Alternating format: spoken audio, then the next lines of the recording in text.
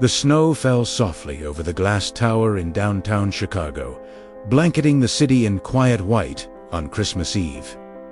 Inside the top-floor office, the lights were still burning bright. Alexander Harrington, the wealthy CEO of Harrington Global, stood at the window with a glass of scotch in his hand, watching the world below celebrate a holiday he had long stopped believing in. His company had just posted record profits, yet something inside him felt colder than the wind outside. Down on the 15th floor, Thomas Reed pushed his cleaning cart slowly along the empty corridor. At 62, his back ached more than it used to, but he kept a gentle smile for anyone he passed. Most nights the building was deserted by 7, but tonight Thomas moved with extra care. In his pocket was a small envelope containing the last of his savings. Money meant for his granddaughter's heart surgery, scheduled right after Christmas. He only needed one more paycheck to cover the final amount.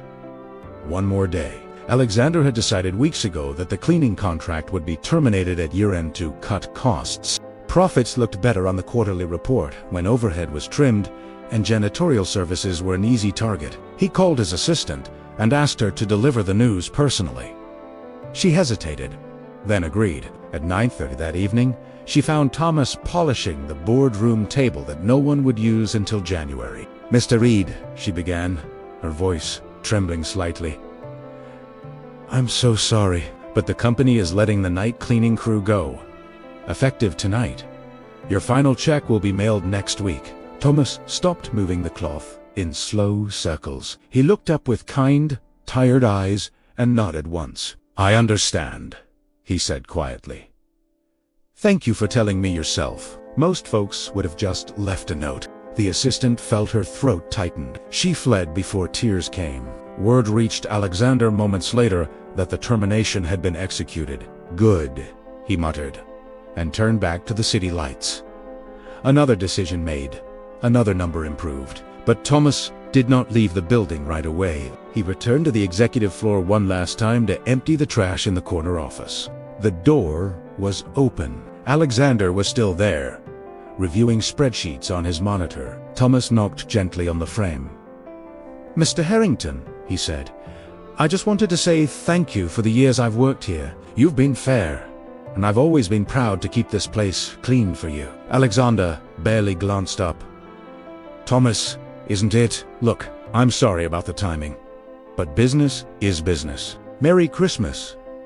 Thomas took one slow step inside. "Sir, I know it's a lot to ask, and I've never asked for anything before, but the little girl I'm raising, my granddaughter Emily, she's having surgery the day after tomorrow. If I could just work one more day, through tomorrow night, that final paycheck would get us there.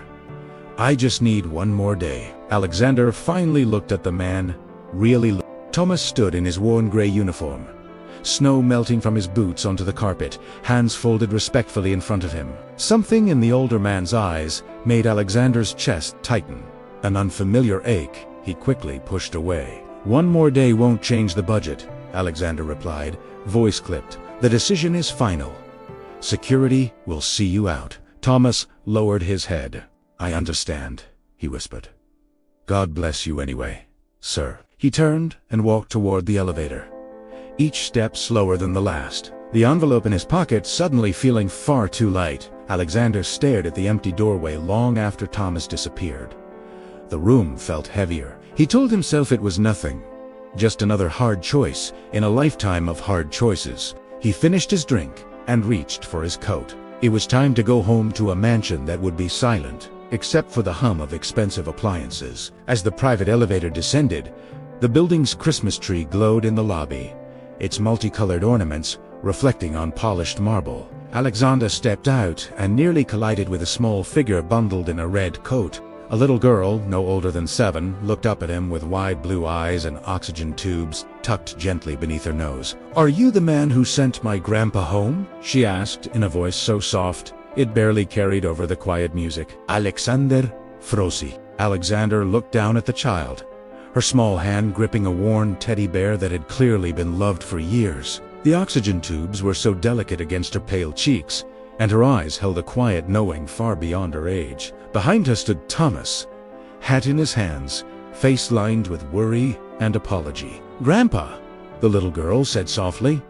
"You forgot your scarf in the big office." "I didn't want you to be cold walking home." Thomas knelt beside her, brushing a snowflake from her lashes. "Emily, honey, I told you to wait in the lobby with security." "It's late, but I saw the man," she answered, pointing up at Alexander. "He looks sad like the reindeer in my storybook when they couldn't find Santa." Alexander felt something crack inside his chest, a fracture he had spent decades sealing over with board meetings and profit margins. He had no children of his own, no family waiting with milk and cookies, no one to call him back if he worked until dawn. And here was this fragile child standing in his lobby on Christmas Eve, worried about a stranger's sadness. Thomas lifted Emily gently into his arms. "I'm sorry, Mr. Harrington. She shouldn't have come up. We'll be going now." Alexander opened his mouth to agree, to send them on their way, so he could return to the comfortable numbness of his life. Instead, he heard himself say, "Wait." He looked at the little girl again. "Emily, do you know why your grandpa needed one more day?" Emily nodded solemnly. "Because my heart is sick, and the doctors can fix it. But it costs a lot of monies. Grandpa says God always makes a way, even when we can't see it yet." Thomas closed his eyes briefly, embarrassed that his burden had been spoken aloud.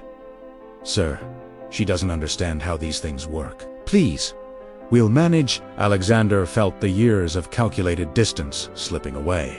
He saw himself at 7 years old, standing in a crowded hospital hallway while his own mother lay dying because insurance had run out. He remembered the doctor's quiet words, the way his father had aged 10 years in a single night. He had built an empire promising himself no one would ever again control whether he lived or died by a paycheck. And now he had become the very thing he once hated. "Come with me," Alexander said, his voice rough. "Both of you." They rode the private elevator in silence to the top floor. Emily's eyes grew wide at the view of the city, sparkling below like a million fallen stars. Thomas held her close. Afraid to hope, Alexander went to his desk and opened a drawer. He pulled out a checkbook he rarely used. Anymore, everything's wired these days, impersonal and swift. He wrote quickly, then tore the check free and held it out. "This is for Emily's surgery," he said. "All of it. And more for whatever comes after." Thomas stared at the paper, then at Alexander, unable to speak. "It's not charity," Alexander added quickly, as if the word tasted foreign. "It's repayment, long overdue." Emily reached out and touched Alexander's sleeve. "Are you an angel?" she whispered. "No, sweetheart," he answered, surprised by the tremor in his own voice. "Just a man who forgot something important for a very long time." Thomas found his voice at last. "Sir, I can't take this. It's too much." "You will," Alexander replied firmly, "and you'll come back to work tomorrow night, and every night after, for as long as you want. The contract stays." Tears slipped down Thomas's weathered cheeks. He tried to speak, but only managed a broken thank you. Alexander looked away, toward the window where snow still fell in gentle forgiveness. "Call it a Christmas miracle if you want," he said quietly, "or call it correction. Either way, it's done." Emily smiled then, a small, tired smile that lit the entire room. "Grandpa," she said, "I told you God always makes a way." Months later, spring sunshine poured through the same towering windows that once framed a lonely Christmas Eve.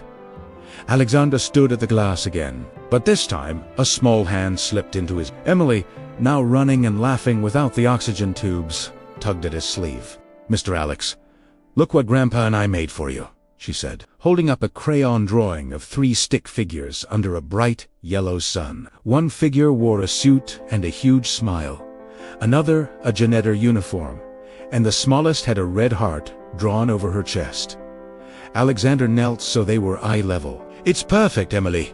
That's going right on my desk where everyone can see it." Thomas watched from the doorway, pushing his familiar cart, but wearing a new uniform with his name embroidered in gold. The company had not only kept the contract, Alexander had doubled the pay for every cleaner and added full health benefits for their families. Quietly, without press or fanfare, he had started a foundation in his mother's name. The one that now paid for Emily's follow-up care, and for dozens of other children waiting on lists. You didn't have to do all this, Thomas said for the 100th time, voice thick with gratitude.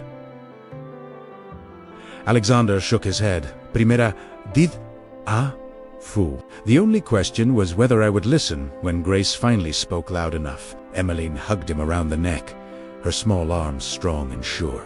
God used you, she whispered, the same way Grandpa always said he would. Alexander felt tears rise, no longer foreign. He looked at Thomas, the man he had almost thrown away like yesterday's numbers, and saw a brother. Every evening now, when the office is emptied, Thomas still cleaned the top floor last, but the door was always open, and a fresh cup of coffee waited beside a plate of whatever Emily had baked that day.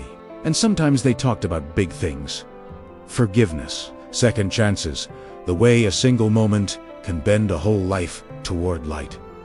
Alexander never spent Christmas Eve alone again. There was always a little girl setting an extra place at the table, an older man carving the turkey with steady hands, and laughter that filled rooms once echoing with silence. He learned that wealth is not measured by what we accumulate, but by what we are willing to give away when no one is watching. And he learned that miracles often wear worn gray uniforms and speak with gentle voices, asking for just one more day. Sometimes, the smallest act of kindness can change someone's world.